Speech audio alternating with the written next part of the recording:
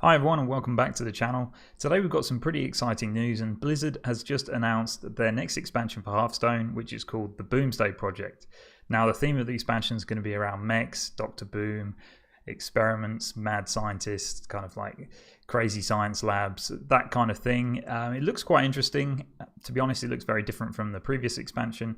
And they've released quite a few details, which I'll get into in a second. But I just want to start by saying, firstly, the expansion comes out on August the 7th, so we've only got a month to get there. But they've also released the pre-order bonuses and pre-order bundles. And to be honest, they're a little bit disappointing. In the previous expansion for the Witchwood, it cost $49.99 for 70 packs. So it was a normal deal, plus they gave you 20 free packs. And to be honest, throughout the whole of the Witchwood, they kind of did give away quite a lot of free things. There was good ways to get packs. The latest event gave you dust and also lots of gold. So they kind of turned the corner, making the game a little bit more affordable. But having seen these, I'm a little bit disappointed. So the first bundle is $49.99 and you only get 50 packs. So they've reverted it back to the original. But you also get a golden legendary with that, a guaranteed golden legendary, which they haven't done before. And the next bundle costs $79.99, so $80 US. And with that, you get 80 packs, but you also get the new hero skin for Warlock, which is Mecha Jaraxxus. So effectively, the $80 bundle doesn't give you any extra value on the packs. You're still paying $1 per pack, which is pretty expensive. And you're just getting the hero skin, which, to be honest, looks pretty cool.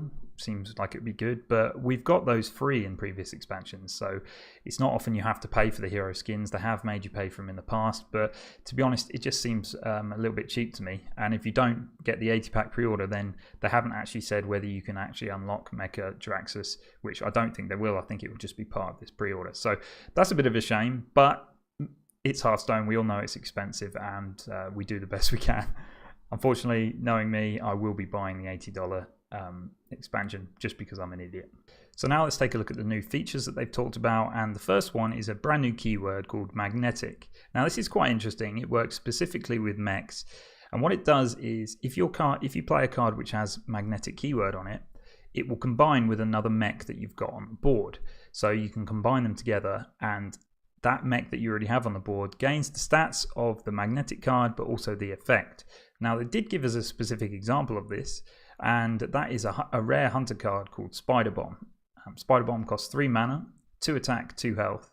It's a mech itself, but it has a death rattle of destroy a random enemy minion. So effectively it has the death rattle, the same death rattle as an obsidian statue. So this can be really powerful. If you play it onto the board as a 3 mana 2/2, it's pretty good on its own, because potentially you could kill an opponent's huge minion that they've got on their side of the board.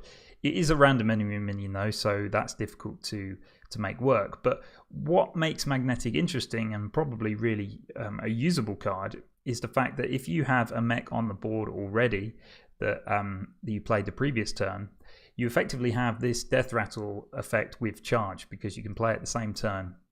You play it onto the board, combine it with the mech that's already there, trade it into one of your opponent's minions. If it dies, it then kills another one. So you can see how that effect can be quite powerful.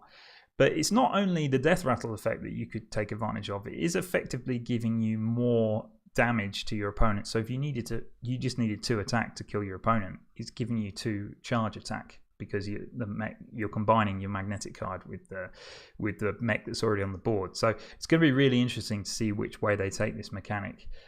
Hopefully there won't be too many opportunities for your opponent just to make a huge minion in one turn and fire it into your face, but this is the only magnetic card they've shown us so far, so it'll be interesting to see which way they go.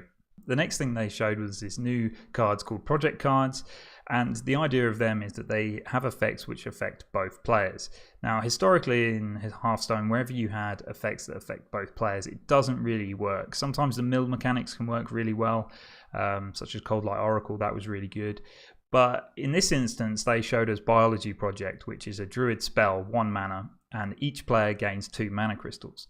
Now druid is a class that can obviously take advantage of ramping their mana, but it just seems a bit strange as to why you would want your opponent to do that as well. They did test this in the recent event. They had an arena card and nobody really played it. It wasn't very successful. So in this instance, I don't think it's very good. We'll see. It depends what sort of decks you make around it, but typically you don't really want effects that affect you and your opponent so much. So an interesting one would be interesting to see what the other projects come up with, see if there's any better ones. Next, they talked about Omega cards, and Omega cards have the effect of being a more powerful card if you play them when you've got 10 mana crystals yourself. So if you play them at the start of the game, they're going to be weaker than if you play them when you have 10 mana crystals or later on in the game past that point. So the example they showed here was an epic minion called Omega Defender. 4 mana, 2 attack, 6 health with Taunt. But it also has the battle cry, if you have 10 mana crystals, gain plus 10 attack. So effectively, for 4 mana, you're getting a 12 attack and 6 health minion with Taunt. So it's pretty decent. It's interesting to see how they progress with this. It sounds like there's going to be quite a few cards that will take advantage of this. And it's more to go into slower decks that will take their time and will get to turn 10 and then hopefully have some explosive power. The issue with it, I suppose, is if you draw it on early on in the game, you're not going to get the same effect. But to me, a 4 mana 2/6 with Taunt seems pretty decent to help against aggro. So if you had to play it on turn 4, it's not too bad. And if you play it later on in the game, then you've got a huge amount of attack, 12 attack, which can kill any minion in the game. Although with the 6 health, it might be pretty easy for your opponent to remove with a spell. Interesting mechanic though, we haven't seen it before, so I'm keen to see the new cards.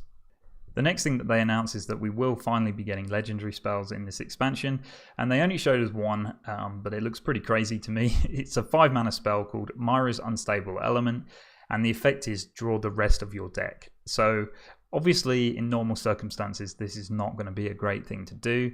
Potentially in the late game, if you've only got 5 cards left in your deck, it's pretty good because you can get that one card that's right at the bottom that you needed to finish the game off potentially.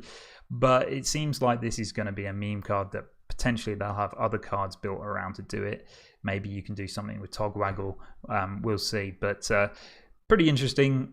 Hopefully there'll be some good legendary spells that we can use in the new expansion. They did also show off a legendary shaman card. Now this is a 3 mana 3/3 called Electoral Storm Surge, and to be honest, it's a pretty decent card. Stats alone are weak, but not too bad for a 3 mana card. But the battle cry, your next spell this turn cast twice, can be really good in Shaman. The example that they gave was Bloodlust. So for 8 mana, you play this onto the board, then you play your Bloodlust. You can give all of your minions plus 6 attack. So that was pretty good. Be prepared to have some Bloodlust Rage if you're on the other end of this card. But there's also other ones, particularly removal spells I think would work really well with this card. So if you use Lightning Storm, it would trigger twice. So you can clear a board a lot much easier, but also Healing Rain, you could heal yourself twice with it. So it's quite a versatile card, and one which it seems pretty good to me. I think we'll probably see some play, but obviously we need to see the rest of the cards first. Finally, they did also talk about the new single player content, which is going to be called Puzzle Lab. This is going to be different to dungeon runs, which is a bit disappointing to me because I did enjoy the dungeon runs, but it's nice to see some variety. Maybe this mode will be really good fun too, but it's called Puzzle Lab, so it focuses on puzzles, and it's going to give you different board states and give you different conditions to win. So one of them is going to be survival mode, where they'll put you in a specific scenario and you just have to not die. Others will be board clears. Others will be killing your opponent from specific scenarios that they set. And apparently there's going to be 100 of these different puzzles. So it might be interesting. We'll see. It's not clear if you can play it with different classes or whether they'll give you the set class that you have to play with and the cards, etc. But maybe this is going to be one that you're just going to play through once and not play again. But to be honest, I'll miss the dungeon runs, but maybe it'd be nice to have something different. You're also going to get a free card back if you manage to finish this challenge as well, just as in previous expansions. So again, not any significant rewards. So that's it, guys. They haven't actually talked about when they'll be revealing the next set of cards or the rest of them, but it will be on a similar release schedule as the previous expansions. So I'll be checking in to see the new cards as they come out. But I hope you enjoyed the video. Let me know what you think about the new expansion. I'm pretty excited. It's unfortunate about the price, but I love Hearthstone, so they know that I'm going to pay for it. Anyway, guys, I hope you enjoyed the video, and I'll see you in the next one.